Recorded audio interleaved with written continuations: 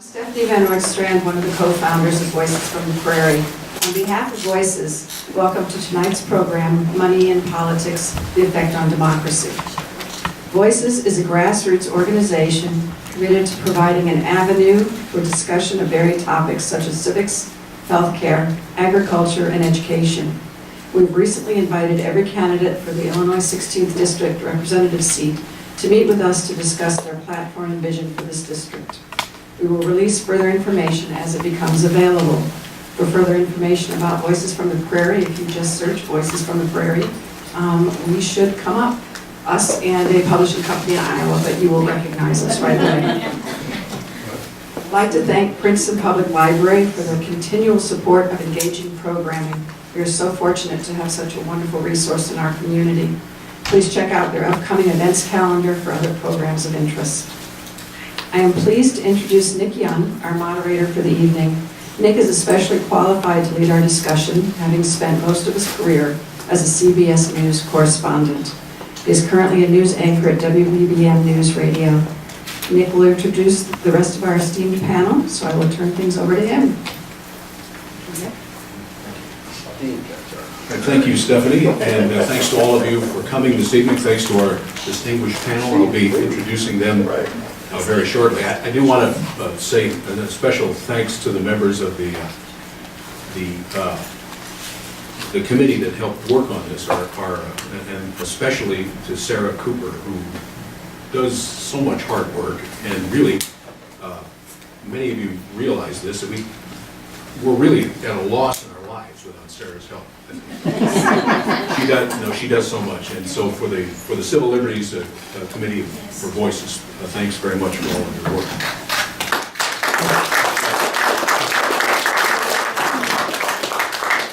Now let's start with this story. All right, the year is 1755, and the place is Virginia. George Washington decides to run for the House of Burgesses. He does, and he loses. So 2 years later, he says, I'll make another run, but this time I'm going to try and enhance my chances. So, to do that, he buys hard cider and punch in hopes of wooing more voters. He does, and he wins. But in the process, he sets in motion what may be one of the earliest efforts at campaign finance reform in this country, because no sooner did the House of Burgesses convene than they passed a law which basically said you can't do this. The law said any persons or any of those working on behalf of a candidate are barred from giving voters, and here's the wording, money, meat, drink, entertainment, or provision, or any present, gift, reward, or entertainment, etc., in order to be elected. Now, I should point out that Washington spent the princely sum of $195 on the hard cider and punch, which probably in 1757 was a decent amount of money. But let's come ahead a few years. In the 2008 election, McCain and Obama, that election, the amount spent on that election was $2.4 billion. In 2010, in the midterm election cycle, all of the candidates, the political parties, the independent groups spent $3.6 billion. And if you break that down, the average winner of a seat in the House of Representatives spent $1.4 million. And in the United States Senate, nearly $10 billion. So, you know, a buck here, a buck there, and some serious money after a while. Ambrose Bierce, who was an American writer, defined politics as a strife of interests masquerading as a contest of principles. And I think it might be fitting to add the word money, a strife of money interests masquerading as a contest of principles. Coincidentally, just yesterday, Russ Feingold of McCain Feingold, wrote an op-ed piece in the London Guardian in which he said this: an opaque system of legalized bribery and legalized extortion is not an outrageous way to characterize the state of our nation's federal campaign finance laws. Well, is that true? Tonight we're going to explore this issue because money and politics are intertwined, the warp and woof, just as you see the threads in a piece of cloth. They work together. They have for a long time, and they continue to be inseparable today. But where have we come from, where are we now, and where might we be going? Some of the questions that we're going to answer tonight, we hope. The pluses and minuses of this system. What's specific to the state of Illinois, if anything? Is this the best system? How do other countries do it? These are some of the things that we hope to discuss. And I know many of you have questions, and we'll have plenty of time for those questions. But right now I want to introduce the distinguished members of our panel tonight. From Illinois Valley Community College, Amanda Cook Fesperman, who is a professor of political science and history. The man in the middle came from the city to the hinterlands tonight, battling rush hour traffic in order to do it. That's why he has that look on his face. David Melton is a senior advisor as part of the Illinois Campaign for Political Reform. And on the end, a gentleman you may recognize from our press panel in the spring, Jim Nowlan, who's well known in this area. He's a syndicated columnist. He's somebody who knows the system inside and out because he's been there both as an observer and working inside the system in various campaigns. He's written many books and articles on Illinois politics and reform, and is a very astute observer of the scene. As I say, his unique perspective from both sides. So let's begin, I think, with an overview, a history of money and politics, and for that, the appropriate place to start and the appropriate individual to start with is Amanda. Thank you. Are we going to use the same mic? You can, Go that yeah, way? you can use that one, and we can pass this good. one around. Sure. Great. Yeah, I can hear me, right? Well, thank you for having me here tonight. I really appreciate it. And I am going to talk about history, although you stole my first slide, but we'll just skip over that one. The George Washington story is gone. But he makes a really good point, which is that money in politics is not new. It's not new to America. It's been around for a long time. But the real issue is, where have we been and where have we come? Because things seem to be changing relatively quickly, and a lot of people are confused about the direction. Before I talk about the sort of history, though, I want to tell you a couple of stories. So when I talk to my students about money and politics, I tell them, so I've actually held one elected position in my life, and I won it with my own vote. I ran for a precinct delegate to the state nominating convention when I lived in Michigan, and they accidentally registered me in the wrong district, like that poor woman over in Marseilles, right? So I feel her pain. But I didn't find it out until election day, and I went to go vote for myself, and I wasn't on the ballot. And I had gathered all my signatures to get put on the ballot. I was pretty stressed out about this. I was, in my early 20s. And they said, oh, don't worry about it. There's more positions than people who want them. Just vote for yourself and you'll win. And I did, which was great. So sometimes you don't need money to win, but not always. My second almost experience with running for office, and I've run campaigns before, I was asked by the local party if I wanted to be the county clerk. If I wanted to run for county clerk. They wanted to put somebody up against the incumbent who hadn't been defeated or challenged in a really long time. And again, I'm in my 20s, I'm in college, I'm in graduate school, and I said, well, how much money is that going to cost? And they said, oh, probably about $25,000.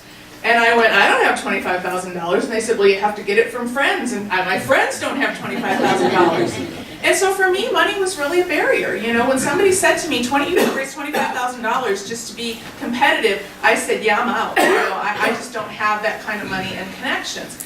And so it's interesting when we think about money in politics, because we don't want to jump to the conclusion that just because people are spending money, it means they're going to win. Hillary Clinton outspent Donald Trump and did not win. Well, it depends on how you count that, right? But sort of. But we cannot get away from the fact that our laws have changed, and the way in which we interpret how money can be spent and by whom is really what's changed. And from a comparative perspective, we spend a lot of money. We spend billions of dollars on elections, and our elections take forever. Comparatively, the British limit their candidates to $29.5 million in spending, none of which can be spent on television or radio ads. So, you know, there's a real sort of difference in the way in which we approach politics, and I want to look at how that goes forward. So I'm a very visual person. I like to put stuff up on slides so you can hear and you can look. We'll skip the George Washington story, because that's already been talked about. So yeah, it's not new, and neither are attempts to try to reform the process. So we can go back a long time. I've just picked out some really important ones to look at. So in 1883, Congress passes the Pendleton Civil Service Reform Act.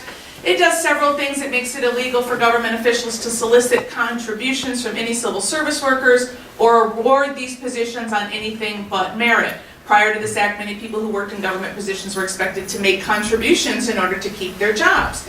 So this is an attempt at, you know, reforming the way in which we select our, what we call today our bureaucracy, right, our workers, but also in an attempt to try to say, you know, you really probably shouldn't be paying people for the positions that you're getting. The next one is the Federal Corrupt Practices Act, which was passed in 1910. This requires House candidates to disclose their finances. 1 year later, they require the same thing of the Senate. Disclosure is really important, and when I talk about dark money, keep that in mind, because that's the difference between money that we can track and money that we can't track, is who's disclosing where the money's coming from. If we don't disclose where the money's coming from, we don't know where it's coming from. And one of the big concerns I have is that if we don't know where it's coming from, we might very well be having funds flowing into our election system that's coming from other countries, which is against the law. But we don't know if it's not being disclosed. But that law says you have to disclose. 1943, we get the Smith-Connolly Act, which is passed, which prohibits unions from contributing to federal candidates. Prior to this law, unions had been using dues as political donations. We also get the first Political Action Committee, or PAC, established. And this is by the Congress of Industrial Organizations, and union members voluntarily contribute to the PAC independent of the union. So the sort of beginnings go back to here. And then we have the 1947 Taft-Hartley Act. This is an act which banned corporations and unions from even making independent expenditures in federal campaigns. As long as candidates promise not to use their primary money during the general election campaign or collect private donations, they could campaign with publicly funded dollars. So we have a history of these kinds of attempts at limiting some of the things, and I didn't go over them all, but you get sort of a sampling of what we're moving towards. But sort of the mother of all acts is really the 1971 Federal Election Campaign Act. It, of course, creates the FEC, which is the Federal Election Commission, which is charged with trying to oversee all money and all of where it's being spent, where it's going, and where it's coming from. And then so what it does is it requires full reporting of campaign contributions and expenditures, and also limits spending on media advertisements. And that second part is where we're really going to start seeing us move down the path to where we've gotten today, which is, you know, is spending money on advertisements spending money on speech? And that's part of where that challenge will come. The 1974 amendments following the documentation of campaign abuses in the 72 elections, the FEC established and was given jurisdiction in civil enforcement, authority to write laws, and responsibility for monitoring compliance with FECA, which is the Federal Election Campaign Act. Congress also enacted strict limits on both contributions and expenditures for all federal candidates and political committees involved in federal elections. So that's really the big act. That's where we really get started when we start thinking about modern campaign finance reform. From there we get a challenge, though. And this is a seminal case. All people who go to law school, all people who study this in political science, you know, this is a really important case. So we have this case, it's called Buckley versus Vallejo. And basically, it's looking at portions of the 1974 amendments. They're being challenged as unconstitutional. And so you have this lawyer, James Buckley, who's filing this case against the Secretary of State, Francis Vallejo. And the court upheld contribution limits, but overturned expenditure limits, saying that limiting expenditures would limit the quantity of campaign speech, which in turn violated the First Amendment rights. And this is important because oftentimes when we think about Citizens United, which is not really the case that actually limits speech, it sort of gets the ball rolling, but it's not what really limits it in the way in which we think about it. This is a long-held position of the court, and the court has generally said that when you buy advertisements, whether it be in the newspaper or the radio or on TV, you're purchasing speech. And in doing so, you're protected under the First Amendment. Now, many years ago, it was a PBS PBS documentary. Bill Moyers did a PBS documentary, if you saw it. It's called Free Speech for Sale. And he looked at a lot of stuff. It's become out of date as a result of some of the recent changes, but Catherine Hall Jamieson, who works at the Annenberg Center, was being interviewed, and I think she gave a really good analogy about this whole notion of being able to purchase speech. And what she said is, if you can imagine, and I'm going to paraphrase and put our own little spin on it, but I want you to go back to those Lincoln-Douglas debates, and I'm not from Ottawa, but I lived there for 16 years. And Ottawa had one of those debates. And thousands of people showed up, of course, to hear Lincoln or to hear Douglas or to hear them both. And you could show up and you could choose to listen to one of them or listen to both of them or not show up at all and listen to none of them. But nobody had to purchase the stump. It was free, right? And she said, today we are allowing people to purchase the stump. That's what buying advertisements does. And it's hard to get away from the fact that when you have a hugely imbalanced campaign or a political issue that comes up in which one party has a lot of money to spend and the other party doesn't, that really what you're saying is one party has the ability to shout while the other one is being forced to whisper. And so Buckley versus Vallejo really starts us down that path. So moving on, we get to a sort of more modern take on campaign finance reform, and this is the BCRA, also known as McCain-Feingold, named after the This is back when we had bipartisanship in Congress, right? Introduced by John McCain, conservative, was conservative, is he anymore? I don't know. Senator from Arizona, and liberal Russ Feingold from Wisconsin. And the BCRA was really targeting the use of soft money. And this is, all this stuff of different kinds of terms people don't understand, but soft money is raised by national parties and political action committees for the purposes of getting out the vote, getting people to get to the polls and actually vote. And this money wasn't regulated by the federal government, and so what was happening is parties were raising unlimited amounts of soft money, and they were spending it in ways that they really shouldn't be spending it, but because it wasn't really being tracked all that well, they were getting around the law. Notably, though, 501c and 527 organizations were exempted from the soft money ban, although they were banned from running ads prior to primaries and elections and providing direct advocacy for a candidate. So go back to that same Bill Moyers special. And basically, what it came down to is if you were one of these private groups, whether you're a 501c or you're just a conglomerate of businesses who've gotten together. I think in the video they were using the example of an organization that was calling itself Farmers for Fairness. And what it was a big conglomeration of hog growers who didn't want any environmental regulations in place on the way in which they were disposing of hog waste.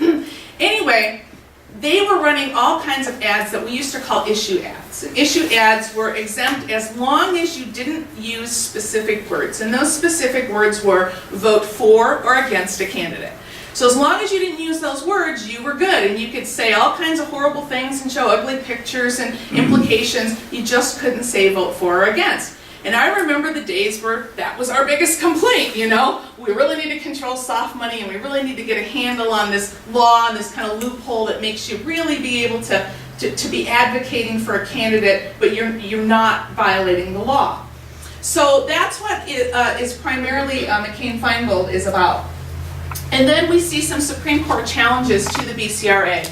So in 2003, the BCRA was sent to the Supreme Court via suits filed by Kentucky Senator Mitch McConnell, California Democratic Party, and the National Rifle Association, probably the only time you'll see those three groups together, under the complaint that the law was too broad and limited their First Amendment rights. So they're really kind of, footnoting back to Buckley. And the court upheld the law in the McConnell versus the FEC case, so they upheld it.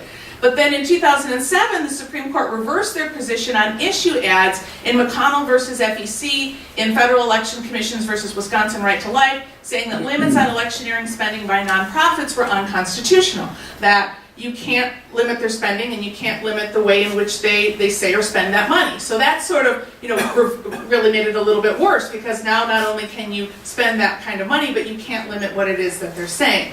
So that moves us a little bit closer to where we are. And then, of course, we get 2 cases. And here's the interesting thing. You know, everybody always talks about, ooh, Citizens United. But it's actually the Speech Now case that's really the one that opens the floodgates. So the Citizens United case is heard in 2010. Citizens United is a group of people that had come together. They were responsible for putting out the movie, Hillary the movie, right? And they wanted to run this movie. It wasn't a movie. It was a, an hour-long slam against Hillary Clinton. This was during the lead up to the 2008 election. And they wanted to run this on television. And the FEC told them, no, you can't. You're violating, the law because it is clearly an ad and you can't run it inside of this time period. And so they weren't able to run the movie. And so they sued. And what the Supreme Court held is that independent expenditures by corporations and labor unions were protected by the First Amendment, which struck down BCR provisions that banned these types of expenditures. So now you can, right? Now you can run those kinds of ads, and it doesn't have to be a full-length movie, but you can take corporate money or labor union money and you can spend lots of it and you can put that kind of stuff out there. But when we talk about what really happens, what really sort of, as I said, opens the floodgates, it's really the second case. And that's a few months later, the decision from Citizens United was applied in a case called SpeechNow.org versus the FEC in the the DC District Court of Appeals. And here judges decided arguments that unlimited independent expenditures would lead to corruption were invalid after the Citizens United decision. So this is the case that really says, look, you can spend unlimited amounts of money as long as you're not giving it officially to political action committees or to political parties. And that's really kind of interesting because on the one hand, what we're arguing is, well, people should be able to buy as much speech as they want to as long as you're a rich individual, a corporation, or a union. But if you're a candidate running for office, well, you have very strict regulations. So I want to flip over here really quick to one more case, and then we're going to talk about the difference between PACs and super PACs and dark money. And so we have this last case, this McCutcheon case. And McCutcheon is really starting to pick at this a little bit more because there are official limits on how much we can give to political action committees and to political parties. And there are limits on the amount that you can give in a given election cycle, as well as a cap on the amount of money that you can give as a single donation. And what McCutcheon was challenging in this particular case was the overall limit, not the actual one-time donation limit, but the overall limit. And again, sort of following upon that, saying, if I have the money to spend, why shouldn't I be able to spread it around and give that money to a lot of different places? And one of the reasons that this becomes controversial, and of course the fear is that the second one's going to get struck down, which are the limits, is this allows wealthy individuals who have lots and lots of money to spend to be able to spread that money around. And if you paid attention in the last elections, I'm not talking at the national level, I'm talking at some of our local elections, you saw a ton of money coming from outside sources, people who don't live in Illinois, whose interests aren't in Illinois, who were spending money on local races at our state legislative level in order to influence and to try to flip seats. And in particular, Jerry Long was a recipient of a lot of that money, and as a result, benefited from that. So this allows rich people to really spend and to influence elections well beyond the sphere of their sort of local influence. So we're moving more and more away from the kinds of regulations that we have put in place. So for those of you who don't know, just to make the distinction, a political action committee is a political committee organized for the purpose of raising and spending money to elect and defeat candidates. You can have the candidate's official political action committee, but you can have a variety of other political action committees run by labor organizations, business, ideological groups, and they can raise money, but there are limits. So for PACs, they can give $5,000 to a candidate's committee per election. They can also give up to $15,000 annually to any national party committee and $5,000 annually to any other PAC. And PACs may receive up to $5,000 from any one individual PAC or party committee per calendar year. But here's the thing. They have to register with the FEC. They must register immediately with the FEC, and they have to file disclosure forms. So we know who they are, there, we know where the money's coming from, and we can keep track of that. And there's a website we're going to look at in a little bit where we'll see where that money's coming from. Super PACs result from what has happened with these floodgates. Super PACs are PACs that make no contributions to candidates or parties directly because they can't. But what they do is they make independent expenditures in races, running ads or sending mail or other forms of communications to influence an election, to tell you to vote against somebody or to tell you to vote for somebody. Now, super PACs have some limitations. They are supposed to register with the FEC, but I have a little video that I want to show for you. I won't show the whole thing, but Stephen Colbert, when he was still on the Colbert Report, did a little bit with Jon Stewart. And he decided to run for president of South Carolina, as he put it, but really president of the United States. And he made Jon Stewart the head of his super PAC. And he did this, of course, for the political fun, but he also did it to make a really important point, which is that while we think the laws are pretty clear on what super PACs can and cannot do, they really aren't. And in fact, it's pretty easy for PAC money and super PAC money to sort of flow across and for the coordination that's not supposed to occur. So this is a little clip from that. Super PAC, Colbert Super PAC. Yeah. As far as I can tell, the difference between a PAC and a super PAC is a cover letter. Because I formed a PAC, but a PAC can only take so much money and can only spend so much money. And I wanted to spend unlimited amounts of money and receive, more importantly, unlimited amounts of money. And so my lawyer told me all I had to do was add a cover letter that said, I intend this to be a super PAC. And it was a super PAC. And it all happened by accident. I just said, maybe let's get the URL, colbertpac.com, just for fun, for my show. And the network called and said, you just bought a political action committee website. Are you really going to get a political action committee? And I said, why do you ask? Mm-hmm. And they said, because if you do, that could be trouble. And I said, well, then I'm going to do that. Say aye. Aye. Opposed? No.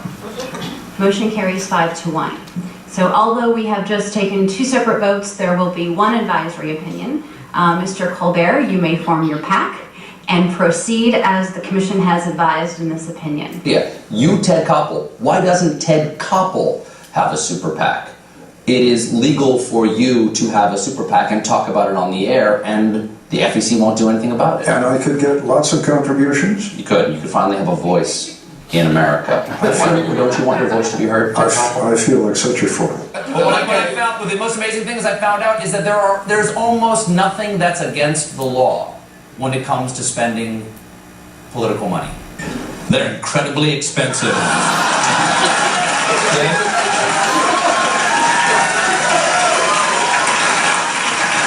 Colbert Super PAC paid for these babies. There's nothing in federal election law that says I couldn't use all the money to buy myself a sailboat. Is that true? That's true. If it's not illegal, you can use super PAC money to buy it. It My could be cause anything. could be to educate people of how big of a boat I have. And I wish that were to show. But you couldn't keep it for private use, could you? I could, yeah, sure. Really? I could do. Isn't that- That's what Newt Gingrich has been living on. He's been living on his PAC money. And Sarah Palin. Sarah PAC, the little Right, vacation I remember she took that, with the yeah. family last year where she said Paul Revere, Right. went around shooting his gun. That was all paid for by super PAC money. How much money have you collected so far? Oh, the fun thing about that is I don't have to tell you. You have to tell me who sends it to you. No, not for a while. Well, eventually. Eventually I do, but until then, every my 3 major months. donor is none of your damn business. But every three months. It's every 3 months once you start reporting. But I actually formed this back in July and I still haven't reported yet. And what can happen to you? What? I could go to FEC jail. But they don't send people to jail. Well, then I guess nothing will happen to me. Well, they can fine you. They can find me, but they have to actually rule that I did something wrong. And the FEC is a 3-3 organization, and they're far more likely to come to a tie, in which case they say, we don't know whether you've done anything wrong, in which case I can keep doing what I want. You cannot be a candidate and run a super PAC. That would be coordinating with yourself. And That's the problem, folks. Presidential candidates cannot coordinate with super PACs. Are you giving any direction or advice to winning our future this year? No. Are you affiliated with them at all? I'm not affiliated with them at all. I don't talk with them at all. There's a bright division between what I do and what any super PAC can do. Super PACs have to be entirely separate from a campaign and a candidate. I'm not allowed to communicate with a super PAC in any way, shape, or form. Super PACs are often run by people close to the candidate. Okay, so anyway, because I know I'm running out of my time and over my time, he hands over his super PAC to Jon Stewart, and basically the lawyer tells them, as long as you're not sitting in the same room with him at the same time, somebody can go and tell him exactly what it is that you want him to spend money on, and he can spend it. It's great. I mean, it's brilliant. It was a brilliant piece of comedy, but it's really super educational too. So the last thing I want to talk about then really, really quickly, because I know I've abused my time here, is that, and I'm sorry, I need bifocals and I can't see. So anyway, is dark money. And dark money, we don't talk about the dark web, but we don't talk about dark money a lot. So while super PACs have to file disclosures, dark money organizations do not. And dark money refers to political spending meant to influence the decision of a voter where the donor is not disclosed and the source of money is unknown. And basically, these are limited to political nonprofits who are under no legal obligation to disclose their donors. But the concern is that super PACs who do have to disclose their donors can take money from the dark money organizations who do not. And that means that that money funnels in and they're saying, well, I got the money from this organization, but that organization does not have to file disclosure. And again, I'm out of time, but if you go to a website, it's called opensecrets.org. They have a way you can track all of the money that's coming in through PACs. They also have some really good information on dark money and how that's influencing elections. So again, I have to cede my time, but I'll leave it there.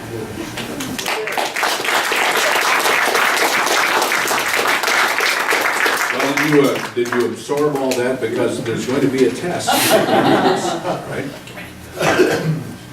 Fortunately, here in Illinois, we haven't had many experiences with misuse of campaign money or public corruption. I thought it was an appropriate moment for some comic relief. But let's focus in just a little bit more, now that we've had this presentation from Amanda, let's focus a little bit more specifically on the state of Illinois, and to do that, we'll call on David Melton. David, you're a senior advisor with the Illinois Campaign for Political Reform, so perhaps you could explain what the organization is. Sure. And talk a little bit about what's going on in this state. Sure.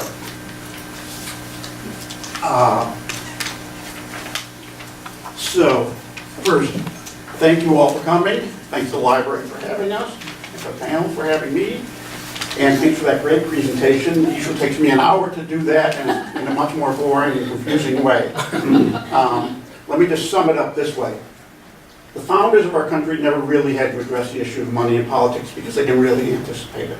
And so as a country, we have struggled to figure out how we should finance our elections of public officials.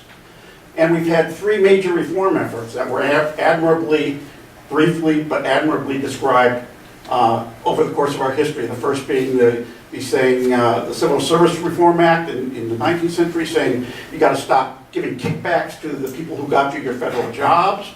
And then the second reform came during the Progressive era in the early 20th century, when we said we don't like all these super rich people coming out of the first Gilded Age, the Cornelius Vanderbilts and the Andrew Carnegies and the John Rockefellers, being able to take their undue concentration of economic power and translate it into an undue political power, which would make us more of a plutocracy than a democracy.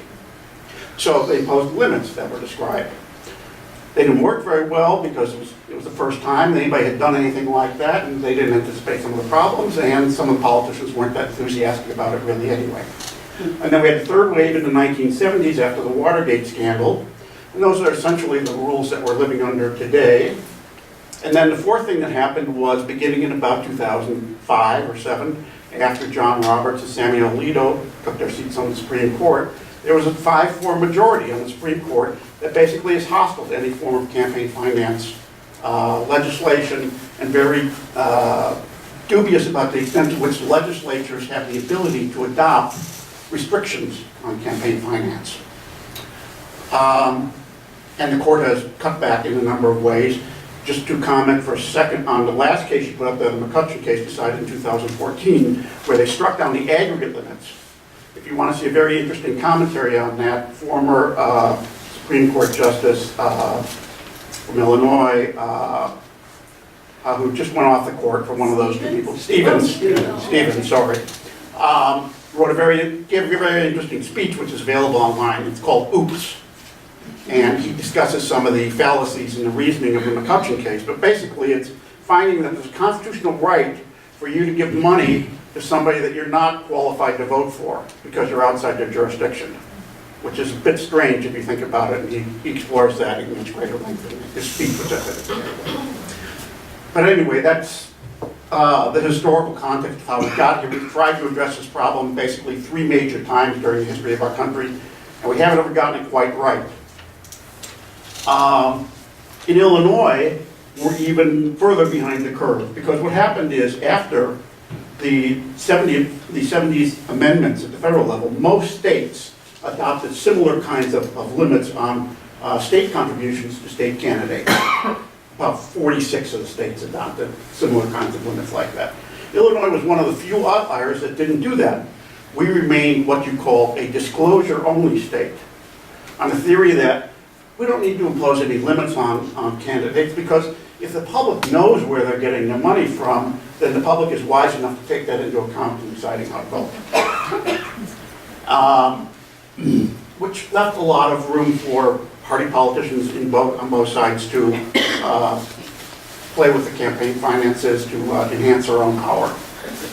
And the only reason Illinois changed was we adopted our first campaign finance limits laws, as opposed to disclosure laws, in 2009, in the wake of the Rod Blagojevich scandal, when you'll remember he tried to, among other things, sell Barack Obama's Senate seat to somebody for a campaign contribution.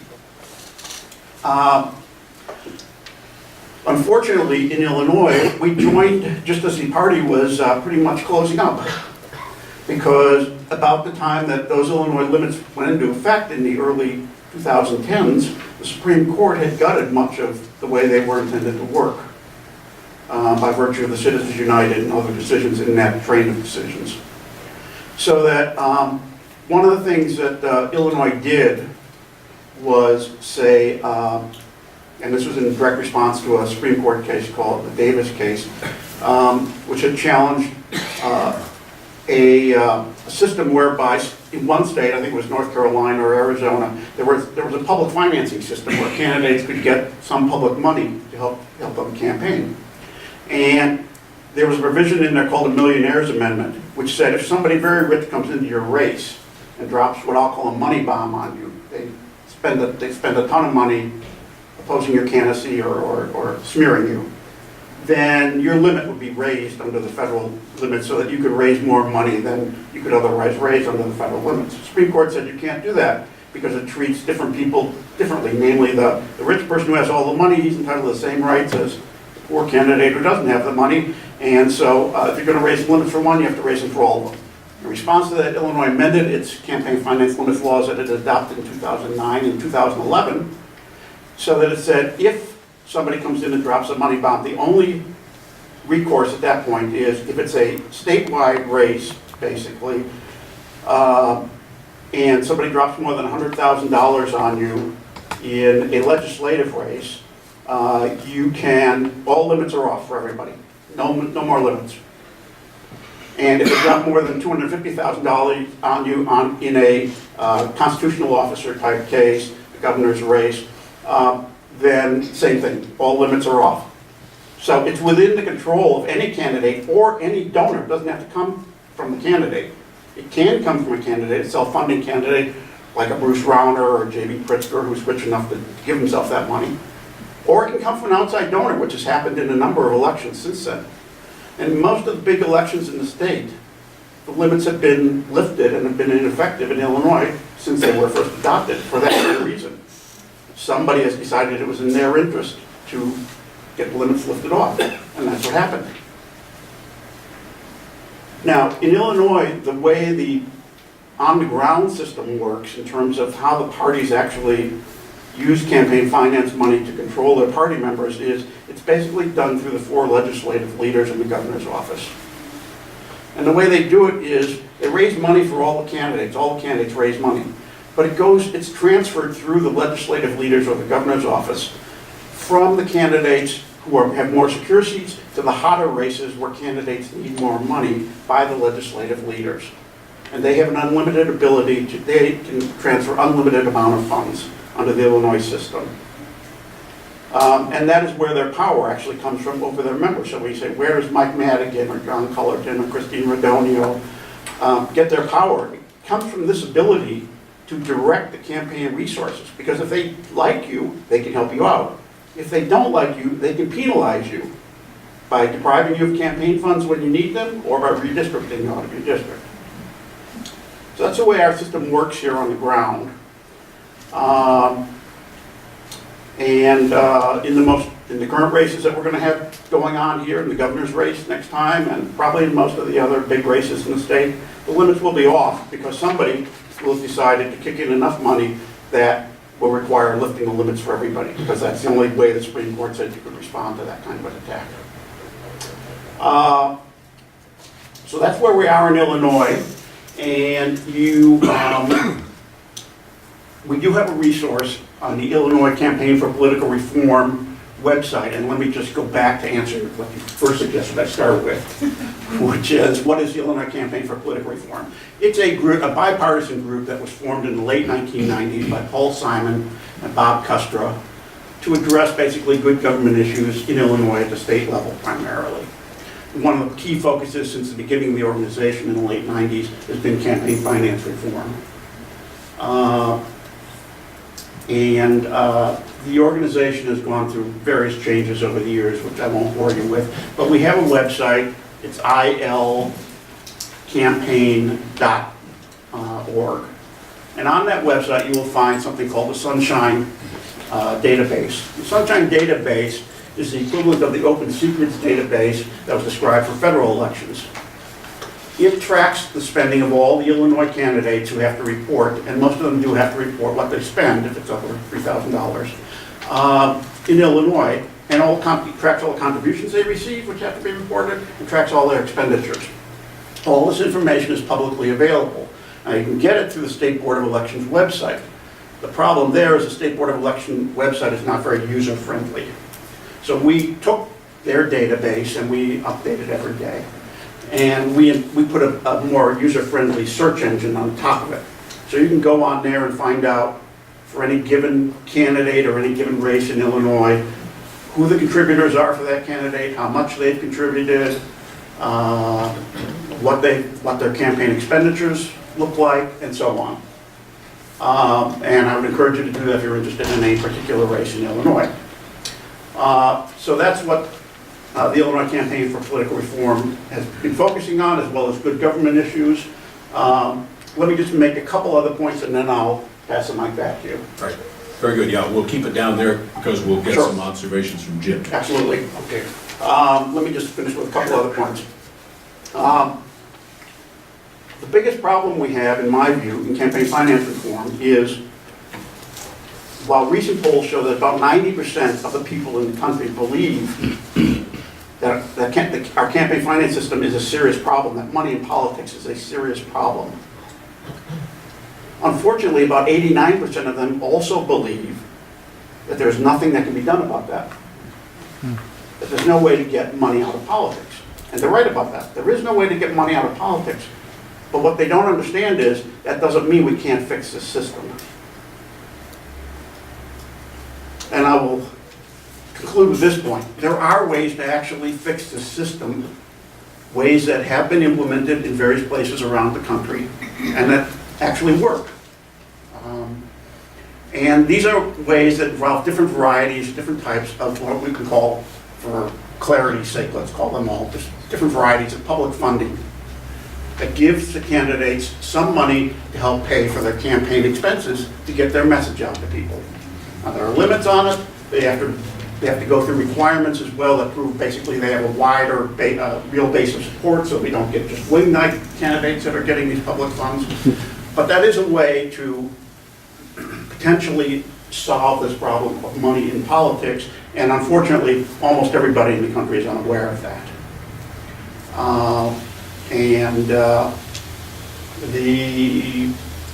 The rich people who fund a lot of our politics, and it is primarily rich people at this point who do fund most of our political campaigns, don't want you to know that because they're getting a very, very good deal. Basically, they get trillions of dollars in tax and other benefits, and mainly access, not really buying things directly. Mainly what they're buying is simply access to a politician, so that when they have something important, that politician will listen to them and take some action on it. That system is fixable by having the public pay the bulk of the election expenses, because then politicians will be responsible to the general public rather than to their rich donors, and they'll have to pay more attention to the interests of average voters. So there is a way to solve this money in politics problem, and it basically says that we, the public, have to step up, and if we want politicians to be answerable to us, we have to help fund their campaigns. That's the real solution in my view, and we have prepared model legislation. We actually got it passed in the Illinois Senate in the last session, proposing such a small donor matching system for Illinois. It passed in the Senate, it went nowhere in the Illinois House, and I have no doubt that if it were passed, the Governor Rauner would veto it. Our chances of getting it passed as long as Mike Madigan remains Speaker, I'd say aren't very good. But that's reality. But that is our proposed solution, and that's where we think we should be headed. So we'll bring in Jim, because Jim, you have the experience of working inside campaigns, your own and others, so, and the perspective of history as well, before many of these changes took place. So perhaps you can give us your perspective from that history, and also your observation since you've been out of politics and writing about it. Kicked out of politics. We'll use your term. Okay, before I start, I just want to note that in 1972 I was running for lieutenant governor, and this would have represented the most massive outpouring of interest in my campaign. But I found that the size of the crowd was a relative thing during that campaign. I spoke to the Lafayette, Illinois Lions Club, and we held our dinner meeting at in a tavern on the square at a table for 6.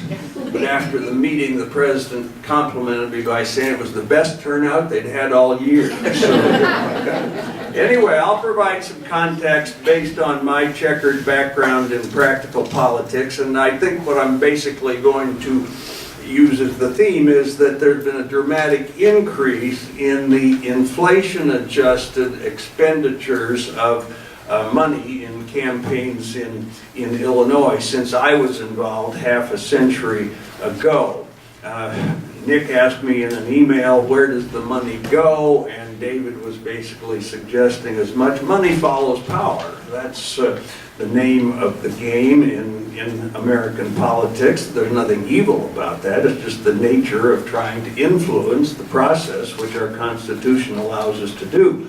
Money is dominant, but it is not always sufficient. For example, in the past few years, a Democrat crossed the aisle in the Illinois House and voted against Speaker Madigan, and so Governor Rauner spent $4 million or $500 per vote to see if Duncan could be reelected, but he was crushed by the Democratic organization. So money is not always going to be the dominant factor.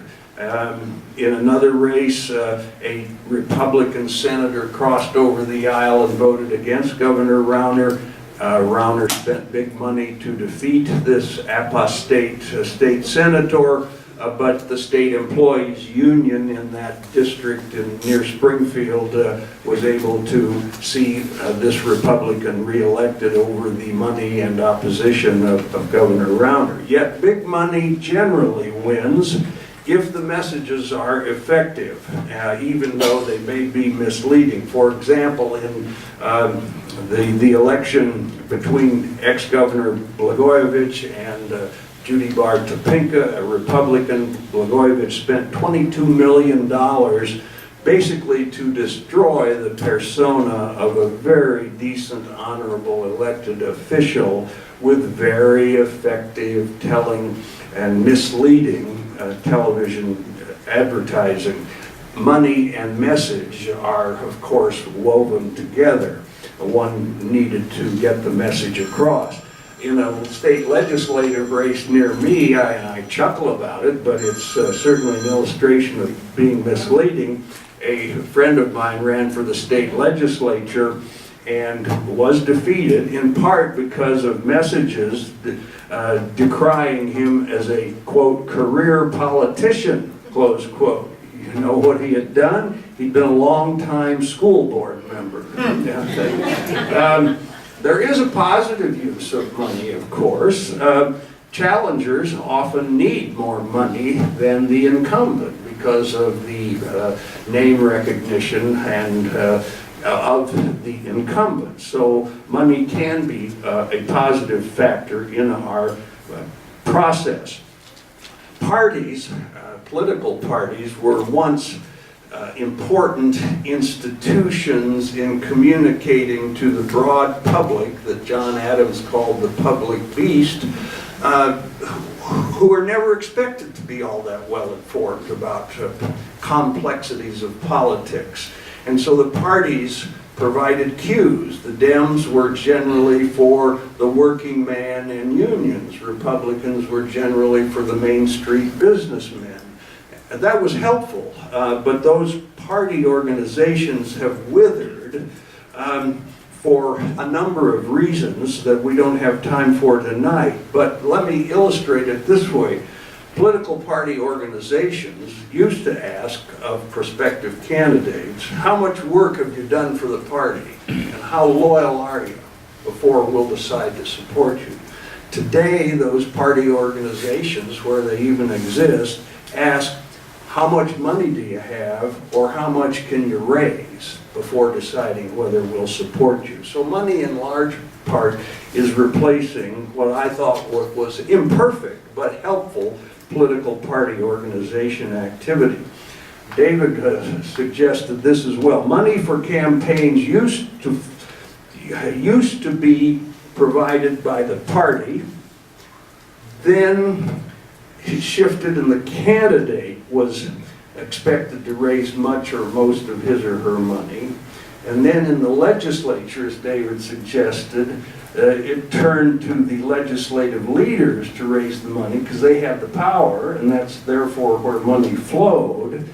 And now it's shifting to mega bucks, sugar daddies on both parties. For example, House Republican leader Jim Durkin, whose predecessors had to work their butts off raising money for their own candidates, has basically stopped raising money, and he's leaving it to Governor Rauner to fund the campaigns of the legislators. On the other side, we think, and David and Amanda may have more information than I do on this, but Speaker Madigan, a Democrat, endorsed Pritzker for governor primarily because of his money, so that Pritzker could fund his own campaign for governor, and then Madigan could leave all of his money as chair of the state Democratic Party and Speaker of the House to fund his legislative races. So you can see the shift in where money is raised for campaigns. Now, costs and the change. When I ran for the state legislature in '66 and '68, unsuccessful, then successful, I spent $4,000 in each campaign. That's $28,000 in today's money. Seems quaint by today's money, as I'll suggest momentarily. We used to have $5 beer and Skittle fundraisers down at the U of I, where I was a graduate student, even though my district was up here. I represented Bureau County. In 2016, by contrast, a former student of mine, Mary Marwig, spent $2.2 million in a losing race for the Illinois legislature. And I think there were about 23 races, according to Kent Redfield, in which combined money spent in a state legislative races was more than $1 million per per race. In '78, I ran a campaign successful for then U.S. Senator Charles Percy. We spent $1 million, that's $3.6 million today, and I think today you'd have to spend $10 or $20 million in a U.S. Senate race to be competitive in a competitive race. Members of Congress are told to spend big chunks of their time, I'm thinking up to 50% of all their time, raising money. I had a friend who was in the state legislature running for former Congressman Rostenkowski's seat. She called me at 6:30 a.m. She said she's wearing a headset. She's outside the state capitol, because she's a state legislator and couldn't do it inside the capitol, dialing for dollars. Said she had to raise, I don't know, I think it was $50,000 a day in order to fund her campaign, and would I give her $500, which was big money for me. I think I gave her $250. My point is, she was spending most of her waking hours dialing for dollars. In 1979, I organized the presidential campaign of moderate Republican John Anderson of Rockford, and I remember sitting beside him with a list of names that he was to call and ask for $1,000, which was the max then.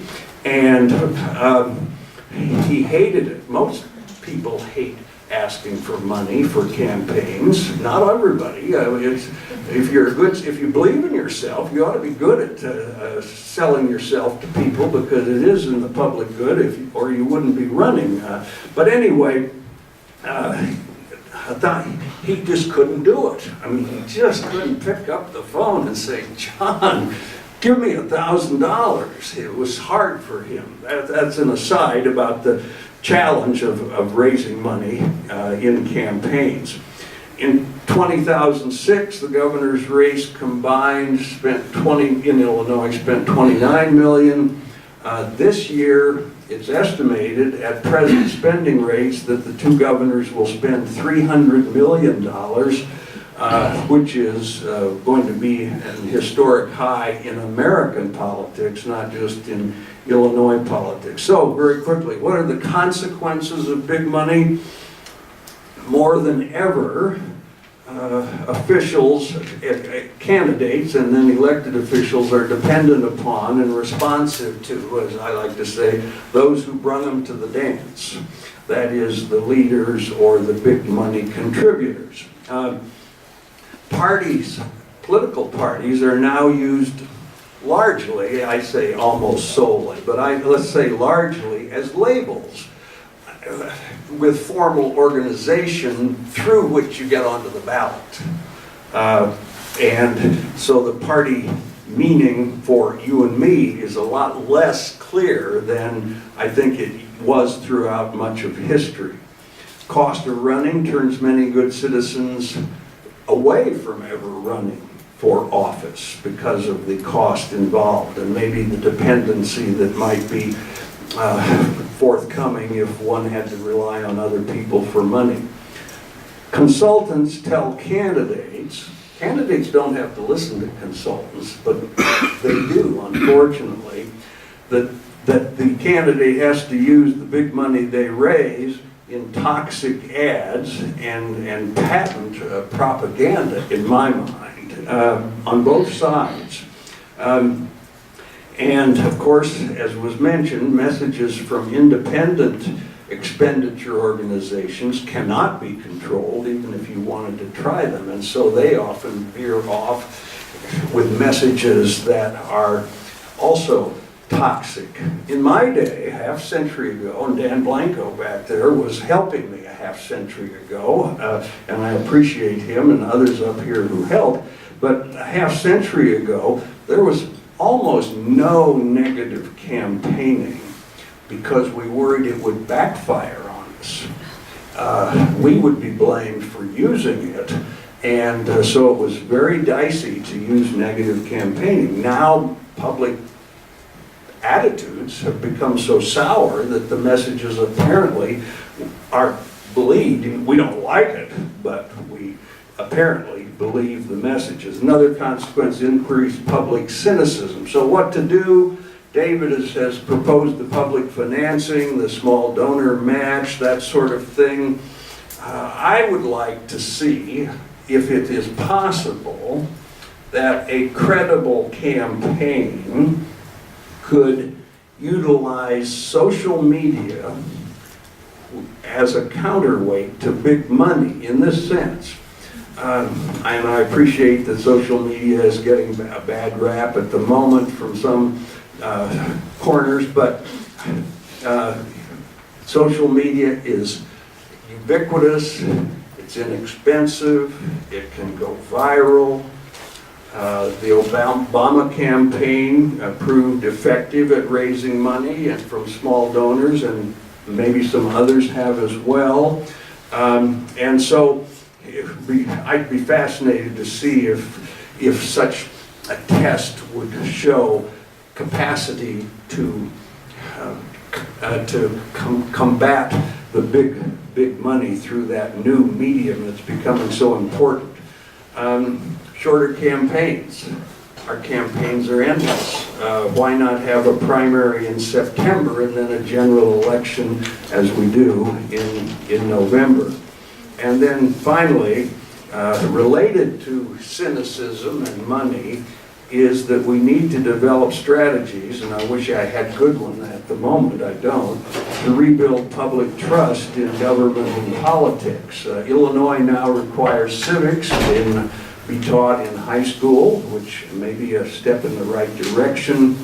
And as traditional print and TV radio decline in terms of overall impact in communicating with us and giving way to digital media, we probably will see, and I think it could be a good thing, an increase in the role of nonprofit journalism, ProPublica, the Better Government Association, are organizations that are beginning to augment the declining traditional media that we have used as kind of center points for communication rather than right or left communication that is so dominant today. So I'll stop there, Nick.